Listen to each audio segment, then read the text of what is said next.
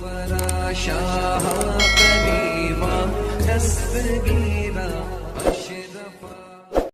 گلدان علی ہے اور خیبر کا قلعہ چیخ کر دیتا ہے گواہی.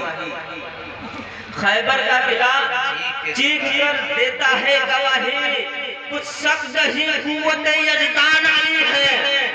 شک نہیں قوت یزدان علی ہے. اور یہ امت سرکار مٹی ہے نہ مٹے گی. یہ امت سرکار مٹی ہے نہ مٹے گی. اس آخری امت کے نگہبان علی ہیں. اس آخری امت کے نگہبان علی ہیں. عزیزان ملت اسلامی، آج مولا کائنات حضرت علی کی ولادت کا دن ہے اور حضرت علی کرم اللہ وجہہ الکریم ایسے ویسے کا نام نہیں.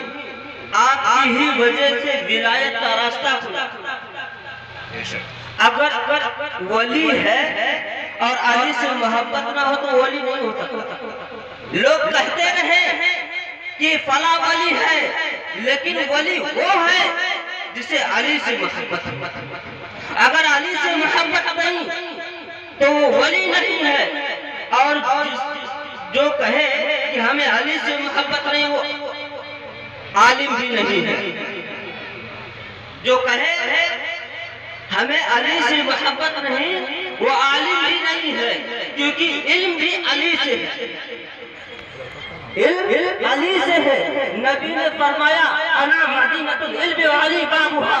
پتہ چلا کہ اگر علم علی سے ہے تو اگر علی سے محبت نہیں ہے، علی سے بغاوت ہے تو آج جان لو اس کے پاس علم نہیں.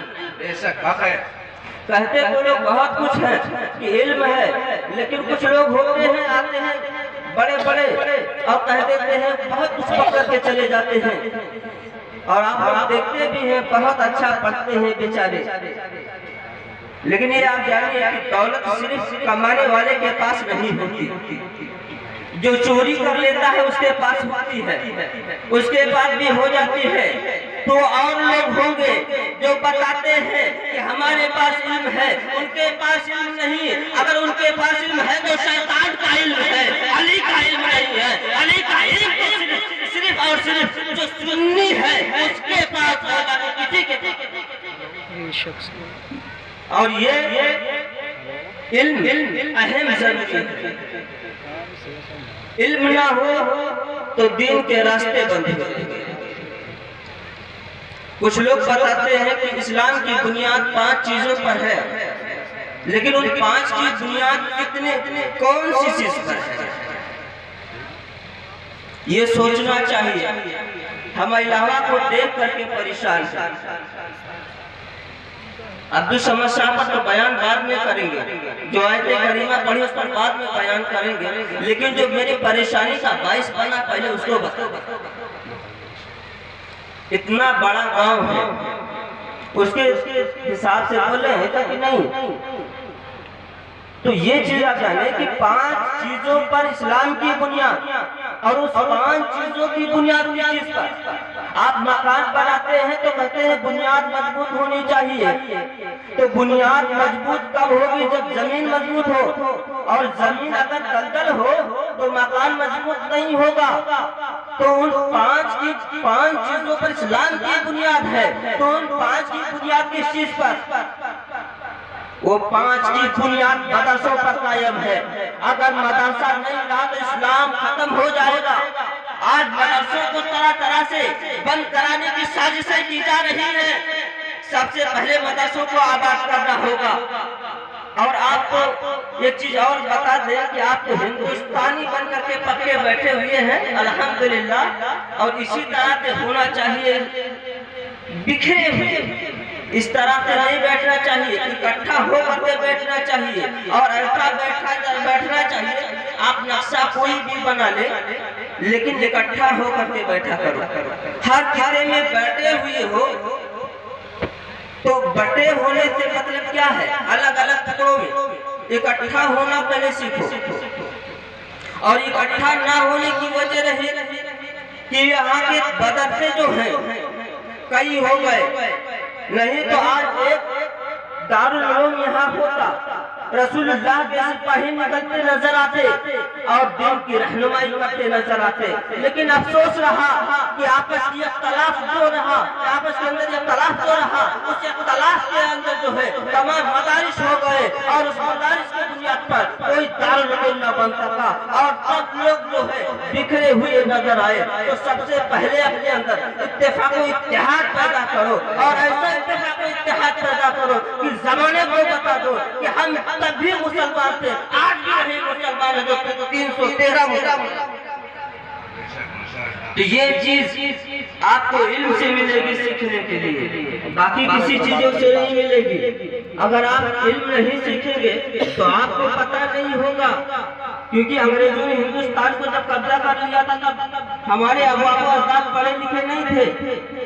جب ہمارے آبا و اجداد نے پڑھائی لکھائی کی، محنت سے علم حاصل کیا، تو جب علم حاصل کر لیا تب پتہ چلا کہ ہم ہندوستان کے رہنے والے ہیں اور ہندوستان پر ہمارا ادھیکار ہونا چاہیے۔ تب سب نے مل کر کے انگریزوں کو بھگایا اور جو ہے اپنی حکومت اپنے ہندوستان پر قبضہ ہمارے آبا و اجداد نے تب کیا تھا۔ تو اگر علم جو ہے ختم ہو گیا تو سمجھ لو پھر سے غلامی کرنی ہوگی، اس لیے علم کو بڑھانا ہونا۔ تو یہ چیز آپ ذہن میں رکھیں، کیونکہ ہم کسی سیاست پر نہیں بولتے، جو درست ہوتا ہے اسی پر بولتے ہیں۔ یہ تو بتانا تھا اس لیے تاکہ آپ متحد ہو جائیں اور ایک بہتر ادارہ چلا سکیں۔ اب عبدالصمد شاہ رحمۃ اللہ علیہ کی بارگاہ میں آپ بیٹھے، جو میں نے آیت کریمہ پڑھی، اللہ فرماتا ہے الا ان اولیاء اللہ لا خوف علیہم ولا هم يحزنون، بے شک اللہ والوں کو نہ ہی کسی چیز کا ڈر ہوتا ہے نہ ہی خوف ہوتا ہے۔ اب یہ چیز آپ سوچ لیں، کون سی ذات ہے وہ کہ جو کسی سے نہیں ڈرتی، صرف اللہ سے ڈرتی ہے؟ بعض لوگ کہتے ہیں میں تو صرف اللہ سے ڈرتا ہوں، کسی سے نہیں ڈرتا۔